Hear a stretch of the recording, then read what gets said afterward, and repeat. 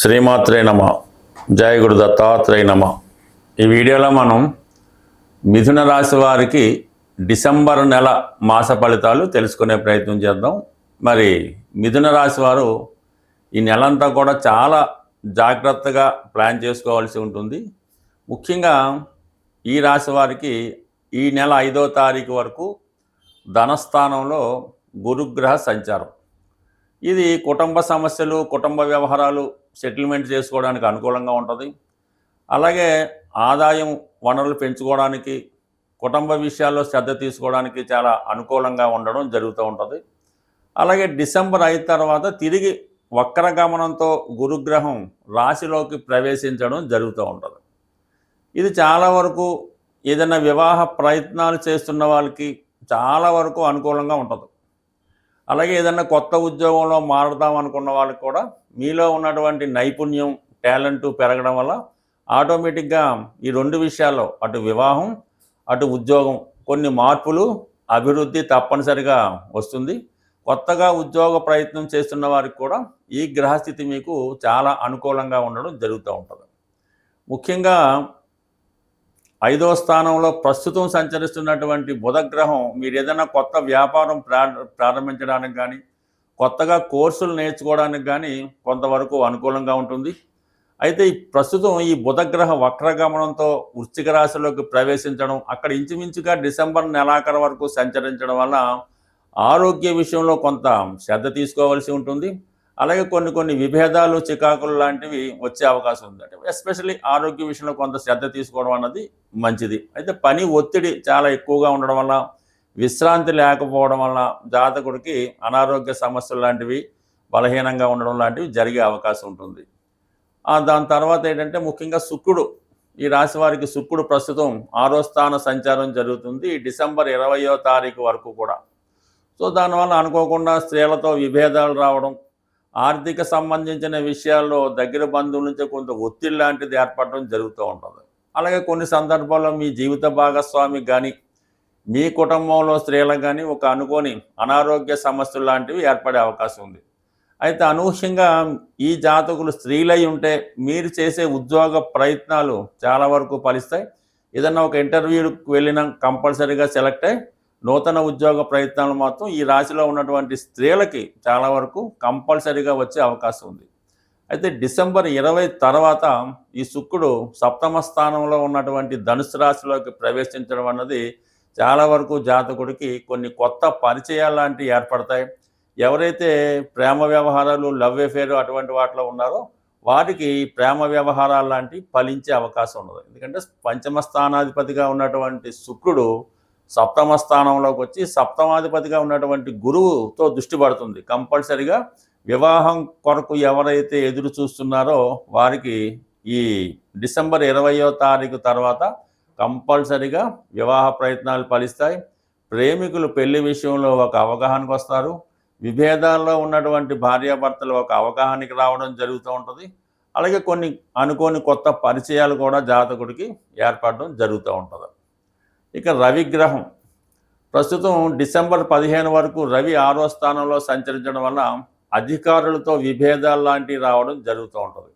అయితే ఏమైనా కోర్టు సమస్యలు ఉన్నా, ప్రభుత్వ లావాదేవీలు ఉన్నా అవి మనకి అనుకూలంగా రావడం జరుగుతూ ఉంటుంది. అయితే డిసెంబర్ 15 తర్వాత రవి 7వ స్థానంలోకి సంచరిస్తూ ఉన్నాడు. తృతీయాధిపతిగా 7వ స్థానంలోకి అతని మిత్రక్షేత్రంలోకి సంచరించడం వల్ల అనుకోకుండా మీరు ప్రయాణాలు చేయవలసి ఉంటుంది. అది విదేశ ప్రయాణం కానీ, ఒక దూర ప్రాంత ప్రయాణం కానీ, మొత్తం మీద ఎక్కువగా జర్నీస్ చేయడం జరుగుతూ ఉంటుంది. అయితే జీవిత భాగస్వామితో ఏదో కారణాల వల్ల ఎడబాటు లాంటిది రావడం కానీ, వృత్తిరీత్యా భార్యాభర్తలు ఇద్దరు బిజీగా ఉండడం వల్ల పెద్దగా ఒక అవగాహనకి రాలేకపోతుంటారు, కలిసి ప్రయాణం చేయలేకపోతూ ఉంటారు. అయితే ఏదైనా ఇది ఇద్దరికీ చాలా అనుకూలంగా ఉంటుంది. ముఖ్యంగా కుజుడు, ప్రస్తుతం కుజుడు డిసెంబర్ 7 వరకు 6వ స్థానంలో ఉండడం వల్ల కొన్ని విభేదాలు తప్పనిసరిగా ఉంటాయి. కొంత ఆర్థిక పరమైన ఒత్తిడి ఉంటుంది.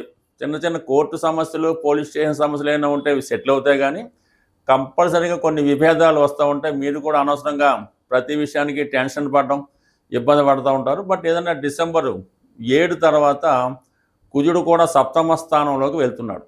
ఇవన్నీ కూడా జాతకుడికి ప్రతి గ్రహం కూడా అనుకూలంగా రావడంతో నెమ్మదిగా జాతకుడికి ఇంప్రూవ్మెంట్ రావడం జరిగింది. బట్ ఏదైనా ఈ మిథున రాశి వారికి జన్మరాశిలో గురువు ఉన్నంత వరకు ఎంత జటిలమైన కష్టమైన సమస్య వచ్చినా కూడా అది ఆటోమేటిక్గా సాల్వ్ అయ్యి అవుతుంది.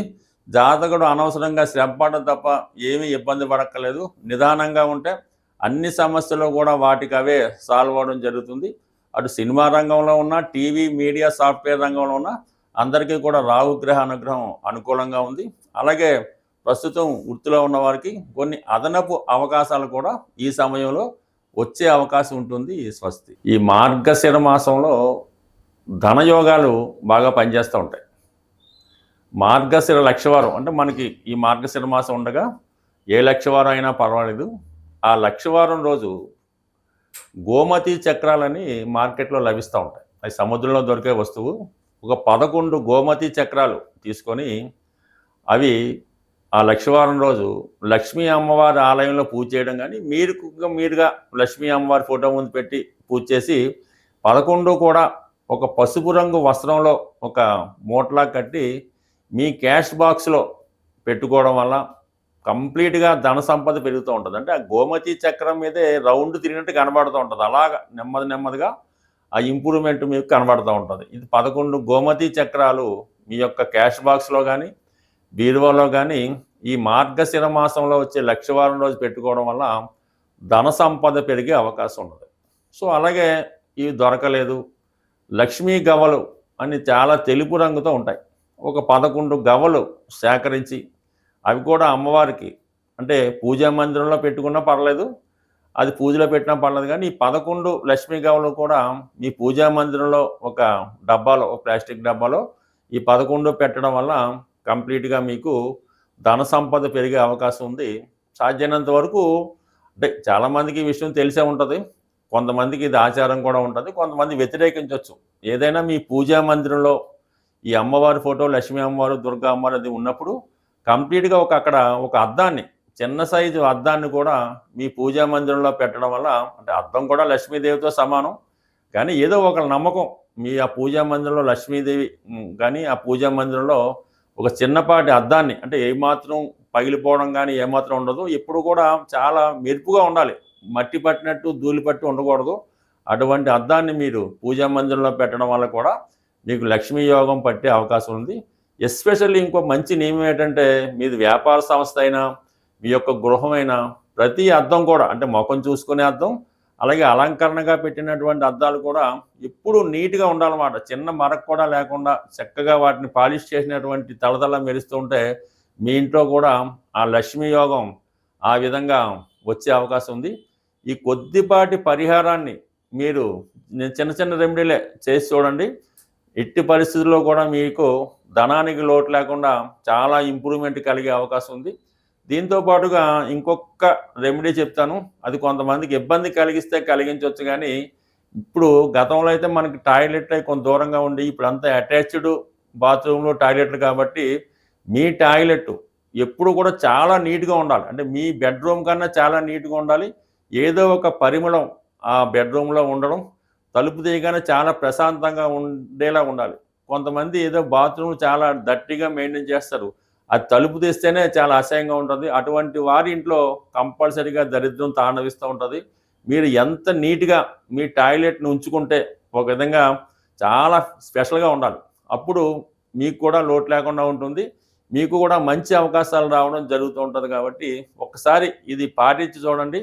ఏదైనా ధన సంపదకి మార్గశిర మాసం అనేది చాలా మంచిది. కాబట్టి ఐశ్వర్యాన్ని పొందాలని అనుకున్న వాళ్ళు ఈ గృహాన్ని, నేను చెప్పిన రెమెడీని చక్కగా నీట్గా చేసుకుంటే కంపల్సరీగా ఐశ్వర్యం ఉంటుంది. మీ కుటుంబంలో నిరుద్యోగ సమస్య ఉండదు. ప్రతి వాడు కూడా ధనం సంపాదించాలనే ఆలోచన చేస్తూ ఉంటాడు.